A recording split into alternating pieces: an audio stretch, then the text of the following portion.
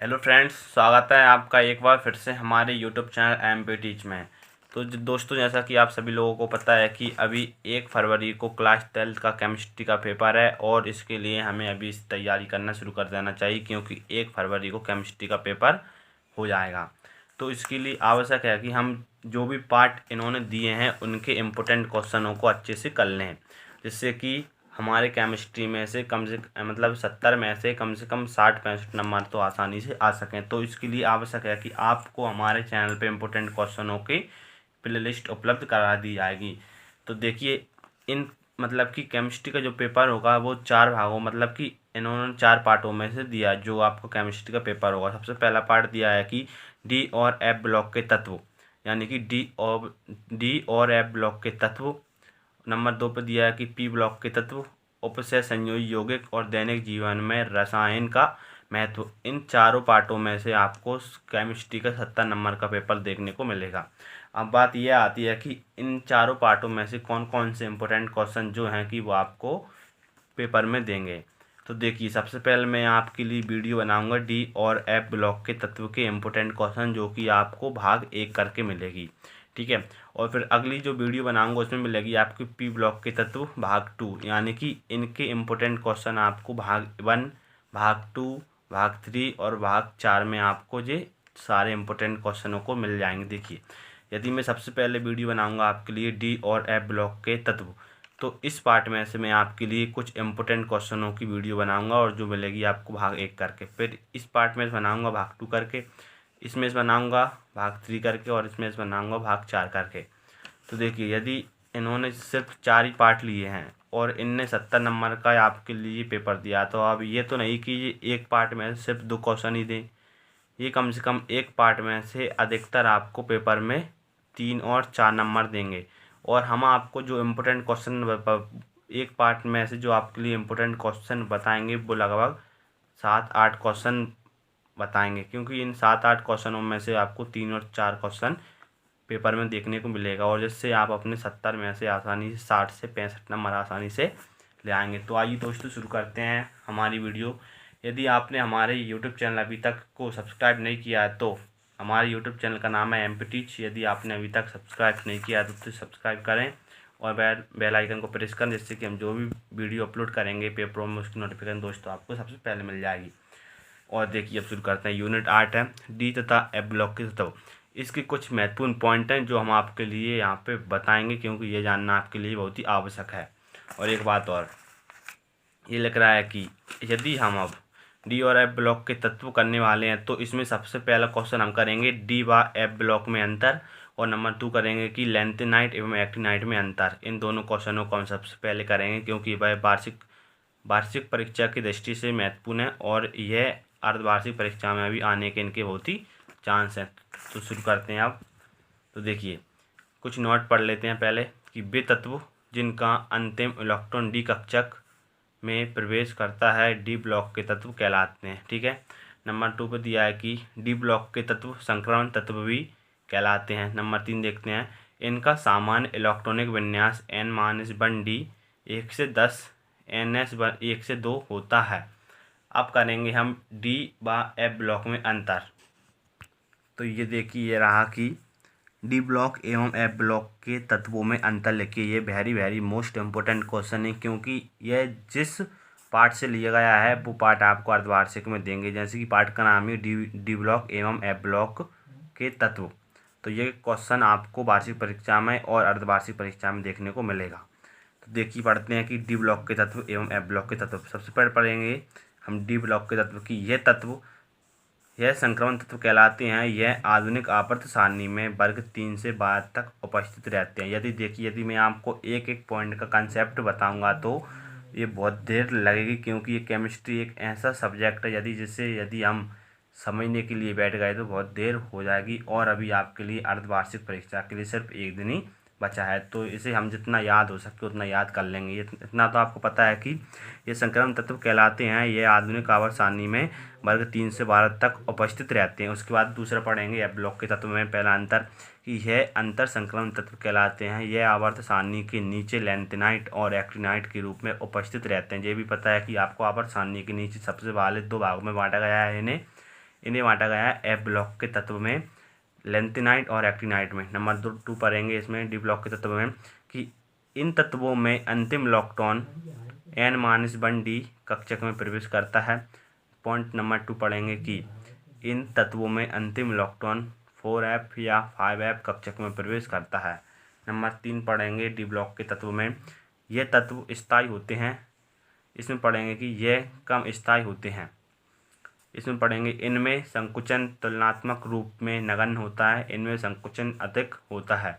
आपको ये कम से कम 5 पॉइंट तो अपनी फेयर कॉपी में लिखना है, और यदि ये पेपर में आता है तो वहाँ पर भी आपको 4-5 पॉइंट लिखना होगा। अब पढ़ेंगे आगे, तो आगे पढ़ेंगे नंबर 5 पे कि ये तत्व प्रकृति में उपलब्ध होते हैं, और इसमें देखेंगे कि ये तत्व बहुत दुर्लभ होते हैं, इसलिए इन्हें दुर्लभ मृदा तत्व भी कहते हैं।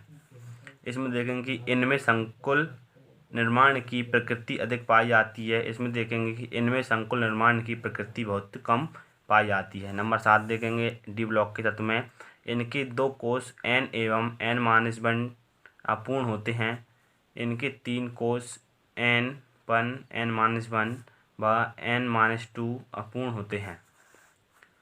इसमें देखेंगे सामान्य इलेक्ट्रॉनिक विन्यास N-1D 1 से 10 और NS 1 से 2 होता है। डी एफ ब्लॉक के तत्व का देखेंगे कि इनका सामान्य इलेक्ट्रॉनिक विन्यास N-2 F 1 से 14, N-1D 0 से 1, NS2 होता है। अब हमारा जो क्वेश्चन आएगा वो आएगा लैंथेनाइट एवं एक्टिनाइट के तत्वों में अंतर लिखिए, मतलब कि हमें लैंथेनाइट एवं एक्टिनाइट में अंतर लिखिए। ये भी आपके लिए अर्धवार्षिक परीक्षा की दृष्टि से महत्वपूर्ण है, क्योंकि हमने आपके लिए जो इम्पोर्टेंट क्वेश्चनों की यहाँ पे एक वीडियो डाली है, उसमें ये वाला क्वेश्चन दिया है, और उसकी लिंक हमने आपको डिस्क्रिप्शन बॉक्स में दे दी है। यदि अभी तक उसे चेक नहीं किया है तो कृपया करके उस पर लिंक पे करें क्लिक और देखें वीडियो को पूरा। पढ़ते हैं ऐसे लैंथेनाइट और एक्टिनाइट में। लैंथेनाइट देखेंगे कि अंतिम इलेक्ट्रॉन N-2 कक्षा के 4f उपकोष में प्रवेश करता है। एक्टिनाइट में देखेंगे कि अंतिम इलेक्ट्रॉन N-2 कक्षा के 5f उपकोष में प्रवेश करता है। पॉइंट नंबर 2 देखते हैं। पॉइंट नंबर 2 में आता है कि ये तत्व लैंथेनम La57 के बाद आती हैं, इसलिए इन्हें लैंथेनाइट कहते हैं। इसमें देखेंगे कि ये तत्व एक्टिनम के बाद आते हैं, इसलिए ये एक्टिनाइट कहलाते हैं। पॉइंट नंबर 3 देखेंगे कि यह मुख्य रूप से +3 तथा कुछ वस्तुओं में +2+4 ऑक्सीजन अवस्था प्रदर्शित करते हैं।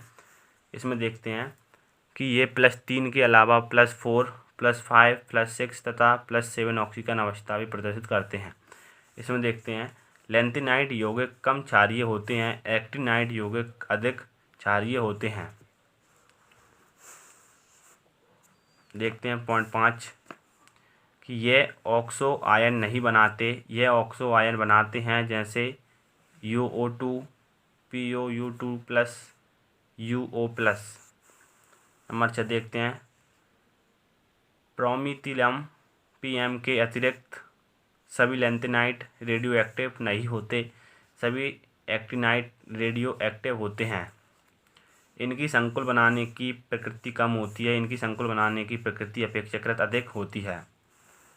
इसमें देखेंगे कि इनका सामान्य इलेक्ट्रॉनिक विन्यास 4f 1 से 14, 5d 0 से 1 और 6s2 होता है।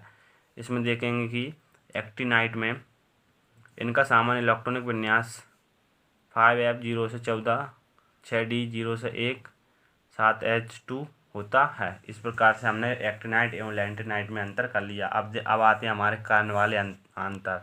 तो हमने कारण वाले अंतर किस प्रकार से करेंगे वो हम आपसे बताएंगे। तो देखिए यहाँ पे सबसे अधिक कुछ बच्चों ने पूछा कि कारण वाले आंसर किस प्रकार से देना है। तो देखिए यहाँ पे लिख रहा है कि कारण दीजिए, तो यहाँ पे कारण वाले आंसर आपको किस प्रकार से देना है वो मैं अभी आपको इस वीडियो के माध्यम से बताऊँगा। ठीक है दोस्तों, तो बने रहिए हमारे साथ।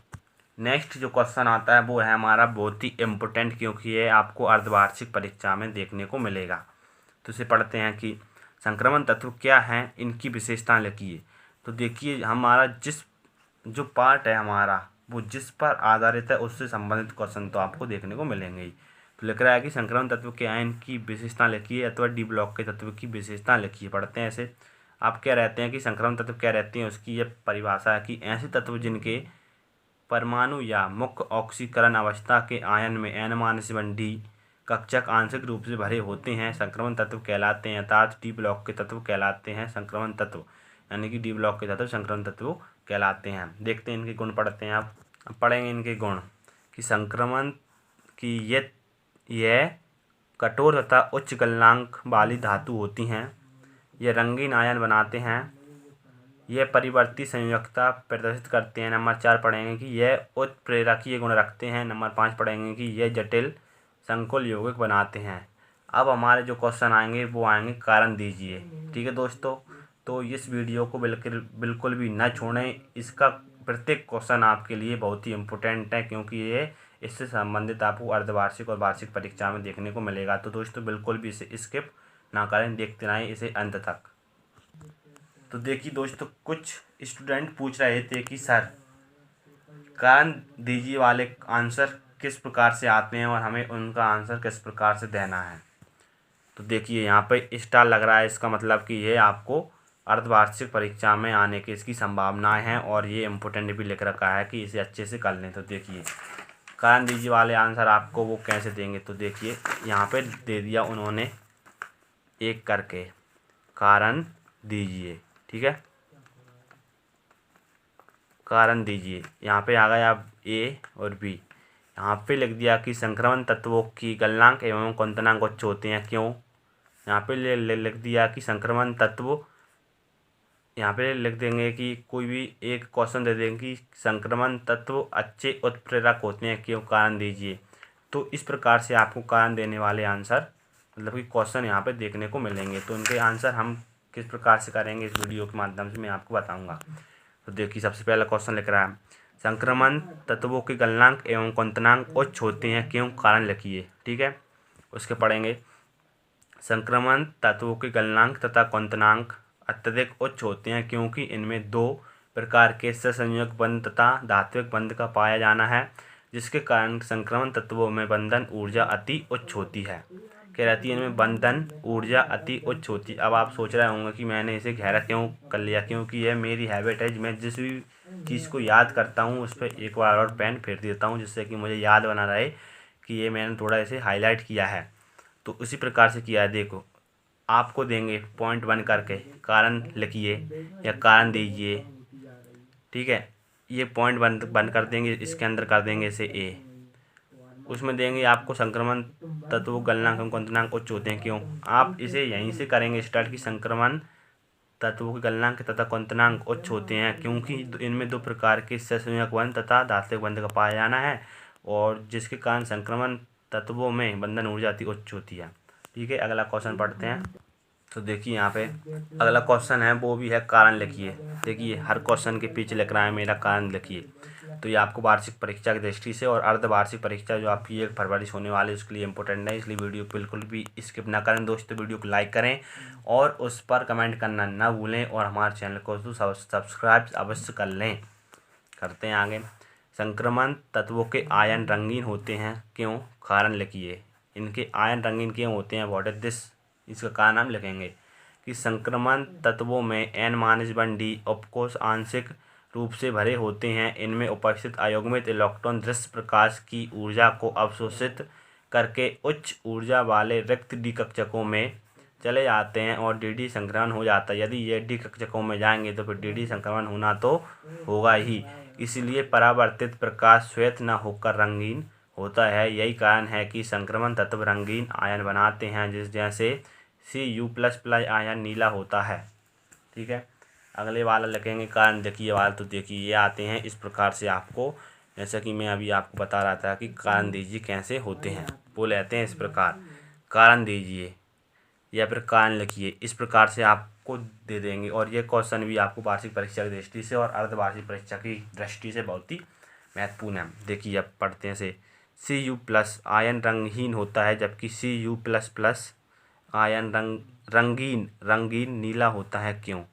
देखिए इसका मतलब होता है कि Cu+, इसका मतलब होता है कि कॉपर ने अपना एक इलेक्ट्रॉन दे दिया और यहाँ पे 2 प्लस लग रहा है, तो इस कॉपर ने अपने 2 इलेक्ट्रॉन यहाँ पे दे दिए। अब ये होता है रंगहीन, यानी कि इसमें कोई भी रंग नहीं होता और Cu++ में नीला होता है। तो पढ़ते हैं इसे किस प्रकार होगा, उत्तर में लिखेंगे। सबसे पहले बनाएंगे हम इसका इलेक्ट्रॉनिक विन्यास। तो मैंने इसका इलेक्ट्रॉनिक विन्यास बना लिया। अब ये पता होना चाहिए कॉपर का परमाणु क्रमांक कितना होता है, तो वो रहता है 29। अब ये कैसे पता लगाएं, तो ये डी ब्लॉक के तत्व हैं, इन्हें पढ़ेंगे कि scandium, titanium, vanadium, chromium, manganese, iron, cobalt, निकल, कॉपर और जिंक। ये रहते हैं आपके 21 से 30 तक। ठीक है, ये 30 है, ये 29, 28, 27, 26, 25, 24, 23, 22, 21। ठीक है, इसका परमाणु क्रमांक है 29 और इस पे लग रहा है एक प्लस। तो अब बच्चे इसके पास कितनी 28, वो 28 हम यहाँ पे काउंट करेंगे। 2, 4, 6, 4, 6, 12, 12 और 6 18, 18 और 10 28, इसके होगा 28। तो ये कैसा है, रंगहीन। और इसका बनाएंगे हम इलेक्ट्रॉनिक विन्यास। तो Cu++, 2, 4, 6, 6 और 6 12, 12 और 6 18 और 18 और 9 होते हैं 27। तो इसके पास रहेंगे 27 और ये होता है रंगीन। पढ़ते हैं ऐसे। इसका कारण कि उपरोक्त इलेक्ट्रॉनिक विन्यास से स्पष्ट होता है कि Cu+Q+ आयन में सभी इलेक्ट्रॉन युग्मित हैं, इसलिए दृश्य प्रकाश की ऊर्जा को अवशोषित करके इसके इलेक्ट्रॉन उत्तेजित नहीं होते, अर्थात डी संक्रमण नहीं होता। आगे आता है कि जबकि Cu++ क्यूप्रिक आयन में एक इलेक्ट्रॉन अयुग्मित होता है, यह दृश्य प्रकाश की ऊर्जा को अवशोषित करके उच्च ऊर्जा में चला जाता है और डी संक्रमण हो जाता है, इसलिए परावर्तित प्रकाश सफ़ेद न होकर नीला होता है, अतः Cu++ आयन नीला दिखाई देता है। तो देखिए यहाँ पे सिर्फ यहाँ पे आयनों के खेल रहता है, यानी कि Cu+ और Cu++। इसका मतलब रहता है कि इसने एक इलेक्ट्रॉन दे दिया और इस 2 प्लस लग रहे हैं, तो इसका मतलब रहता है कि इसने अपने 2 इलेक्ट्रॉन दे दिए। तो देखिए, जिस भी धातु के पास यदि अयुग्मित इलेक्ट्रॉन होते हैं तो वह दृश्य प्रकाश की ऊर्जा को अवशोषित कर लेता है और वह उच्च ऊर्जा वाले स्तर में चला जाता है, जिससे कि परावर्तित प्रकाश सफ़ेद न होकर नीला दिखाई देता है। और जिसके पास अयुग्मित इलेक्ट्रॉन नहीं रहते वो कुछ भी नहीं करता। अगला देखते हैं, कारण दीजिए वाला क्वेश्चन पढ़ते हैं। आपके लिए यहाँ पे सारे क्वेश्चन जो कि कारण दीजिए वाले हैं वो मैं आपको इस वीडियो के माध्यम से बताऊंगा। देखिए, मैंने इसे कोष्टक में एक यहाँ से लेके यहाँ तक बंद कर लेता हूँ, तो इसका मतलब रहता है कि ये आंसर आपके लिए यहाँ से यहाँ तक ही लिखना है। देखिए, कारण दीजिए ये इम्पोर्टेंट है, लगा रखा है मैंने। पढ़ते हैं, संक्रमण तत्व परिवर्ती संयोजकता प्रदर्शित करते हैं, क्यों? कारण लिखिए। पढ़ते हैं कि संक्रमण तत्वों में NS इलेक्ट्रॉनों के अलावा N-1D इलेक्ट्रॉन भी रासायनिक बंध बनाने में भाग लेते हैं, अर्थात संयोजी इलेक्ट्रॉन दो विभिन्न कक्षकों N-1D तथा NS में व्यवस्थित होते हैं, इसलिए यह तत्व परिवर्ती संयोजकता प्रदर्शित करते हैं। +2 ऑक्सीकरण अवस्था तक S इलेक्ट्रॉन प्रयुक्त होते हैं तथा उच्च ऑक्सीकरण अवस्था में D कक्षक के इलेक्ट्रॉन प्रयुक्त होते हैं। अगला पढ़ेंगे, कारण दीजिए वाला ही है कि Zn केवल +2 ऑक्सीकरण अवस्था प्रदर्शित करता है, क्यों? कारण लिखिए। यहाँ पे आ जाएगा, कारण लिखिए। ठीक है, ये इम्पोर्टेंट है। अभी आप ये सोच रहे होंगे कि मैं आपको इतने कम से कम 10-12 इम्पोर्टेंट क्वेश्चन क्यों बता रहा हूँ। तो इम्पोर्टेंट क्वेश्चन तो 2-3 रहते हैं। तो देखिए दोस्तों, आपके लिए सिर्फ 4 पार्ट दिए हैं उन्होंने, 4 पार्ट में बस से बनाएंगे आपको 70 पेपर। यदि वो आपके अनुसार एक पार्ट में से 2 या 3 क्वेश्चन देंगे तो आपके लगभग 40 नंबर का ही पेपर बन पाएगा। परंतु यदि वो आपको एक पार्ट में से 3 या 4 या 5 क्वेश्चन देंगे, यह तो स्वाभाविक है, क्योंकि आपको इतने क्वेश्चन वो एक पार्ट में से देंगे, तभी आपका 70 पेपर का पूरा नंबर का पेपर बनेगा। इसलिए मैं आपको अधिक से अधिक इम्पोर्टेंट क्वेश्चन बता रहा हूँ, जिससे कि आपका कोई भी इम्पोर्टेंट क्वेश्चन यहाँ पे मिस ना हो। पढ़ते हैं, और ये तो अभी मैंने आपको D एवं F ब्लॉक वाले बताए, अभी तो मैं आपके लिए और सेंड करने वाला हूँ वीडियो के माध्यम से। देखिए, जिंक का जो परमाणु क्रमांक रहता है वो 30 रहता है, और यहाँ पे इसका हम बनाएंगे सबसे पहले इलेक्ट्रॉनिक विन्यास। तो 2, 4, 6, 6 और 6 12, 12 और 6 18, 18 और 2 होते हैं 20, 20 और 10 होते हैं 30। ठीक है, परंतु यहाँ पे इसके लग रहा है Zn+2 इसका मतलब रहता है कि इसने अपने 2 इलेक्ट्रॉन दे दिए, तो ये लास्ट वाले 4s के 2 इलेक्ट्रॉन इसके चले जाएंगे। अब पढ़ते हैं इसका कारण दीजिए वाला। देखिए यहाँ पे लिख रहा है कि देखो Zn केवल +2 ऑक्सीकरण अवस्था प्रदर्शित करता है या फिर +2 ऑक्सीकरण अवस्था दर्शाता है, क्योंकि Zn के डी कक्षक में कोई भी अयुग्मित इलेक्ट्रॉन नहीं होता। इसका क्या रहता है कि जो डी कक्षक रहता है उसमें कोई भी इलेक्ट्रॉन यानी कि अयुग्मित इलेक्ट्रॉन नहीं रहता। जैसे कि इसका रहता है डी कक्षक इस प्रकार से रहता है 3d10 4s0। तो जो डी कक्षक रहता है उसमें पूरे टोटल भरते हैं 10 और इसके 10 तो ऑलरेडी से भरे रहते हैं, इसलिए ये +2 ऑक्सीकरण अवस्था ही प्रदर्शित करता है, इसके अलावा कुछ भी नहीं करता। अगला क्वेश्चन देखते हैं हमारे इम्पोर्टेंट। देखिए इम्पोर्टेंट है, तो लग रहा है कि संक्रमण तत्व अच्छे उत्प्रेरक होते हैं, क्यों? कारण लिखिए। यहाँ पे लग रहा है चिन्ह, तो इम्पोर्टेंट है, इसका कारण लिखेंगे। संक्रमण तत्व तथा इनके यौगिक अच्छे उत्प्रेरक होते हैं क्योंकि इनमें परिवर्ती संयोजकता एवं संकुल यौगिक बनाने का गुण पाया जाता है, जिसमें अयुग्मित इलेक्ट्रॉन प्रयुक्त होते हैं। मतलब इसका बात यह है कि जिन वस्तुओं में या फिर जिन पदार्थ में अयुग्मित इलेक्ट्रॉन होते हैं उनमें संकुल यौगिक बनाने का गुण पाया जाता है और वही अच्छे उत्प्रेरक होते हैं। तो इस प्रकार से इसका आंसर लिखना है।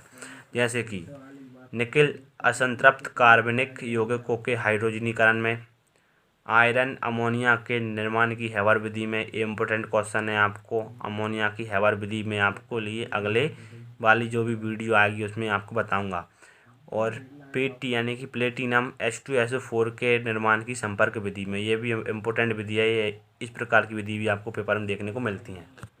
देखिए अगला क्वेश्चन आएगा इम्पोर्टेंट, वो है संक्रमण धातुएं और उनके अधिकांश यौगिक अनुचुंबकीय होते हैं, क्यों? कारण देखिए इस पे मैं 2 नहीं बल्कि 10-10 स्टार लगाने वाला हूँ, क्योंकि ये क्वेश्चन आपको अर्धवार्षिक में देखने को मिलेगा। बहुत ही इम्पोर्टेंट क्वेश्चन है, वो बहुत ही अच्छा है और बहुत ही छोटा है और आपको 3 या 4 नंबर आसानी से देगा। देखिए लिखते हैं, संक्रमण धातुएं तथा उनके अधिकांश यौगिक अनुचुंबकीय होते हैं। ठीक है, यहाँ तक लिख लिया।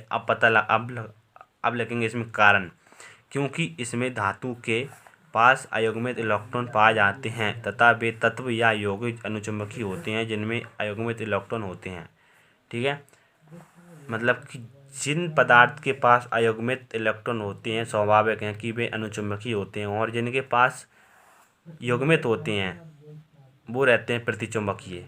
ठीक है, जैसे कि स्कैंडियम 21 में ये दिया है इसका इलेक्ट्रॉनिक विन्यास, तो ये 18, 19, 20 और 21 एक अयुग्मित इलेक्ट्रॉन होने से ये अनुचुंबकीय है।